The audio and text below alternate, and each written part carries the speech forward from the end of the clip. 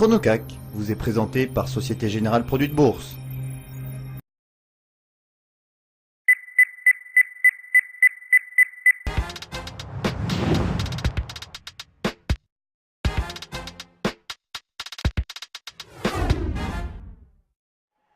Il est 9 h, c'est l'heure du Chronocac. On va parler de l'ouverture du marché parisien avec Benoît Rousseau, trader et fondateur du blog En Lille. Bonjour Benoît.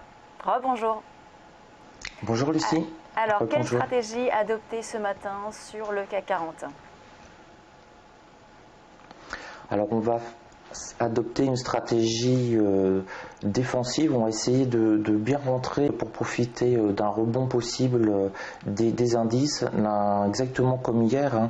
Hier, je vous avais indiqué que si on pouvait faire un breakout au-dessus de cette ligne rouge, on avait un potentiel de rebond assez fort. Je visais la S1 mensuelle. On s'est arrêté 10 points en dessous, donc on a eu un potentiel de 50-60 points. L'idée, ça va être en deux temps. Le premier temps, ça va être d'essayer de voir si on ne va pas sur la S1 journalière, c'est-à-dire qu'on casserait les 4300. On a une pression baissière cette nuit. On a le Japon, on a les indices américains futurs qui ont pas mal baissé, de plus de 100 points par exemple sur le Dow Jones. Donc on pourra avoir une tentative sudiste ce matin sur le CAC 40.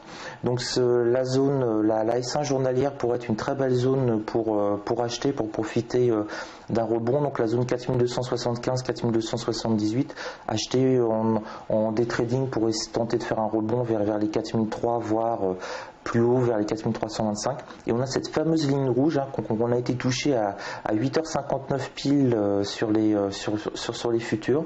Si on réussit à casser cette ligne rouge, alors on va se donner un petit peu plus de marge cette fois-ci, parce qu'on a le point pivot qui est extrêmement près. Si on réussit à casser le point pivot journalier, on va dire à 4335, rentrer pour essayer de viser un peu les plus hauts d'hier, les 4350, 55, 60, 65.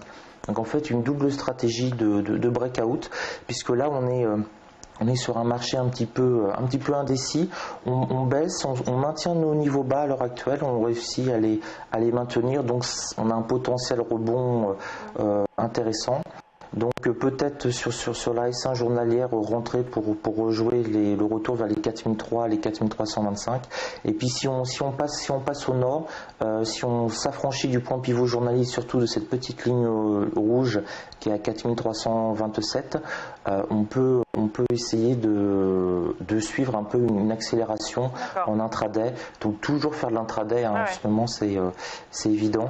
Et si on baisse beaucoup, on a les 4250, où là ça vaudrait le coup quand même de se prendre une petite position en sous-levier très légère, essayer de la garder en portefeuille, parce que 4250 c'est quand même assez joli sur le CAC 40 et c'est vraiment une zone techniquement où on peut rebondir assez fortement. Merci Benoît Rousseau, trader et fondateur du blog En Lille. On passe au Focus Valeur.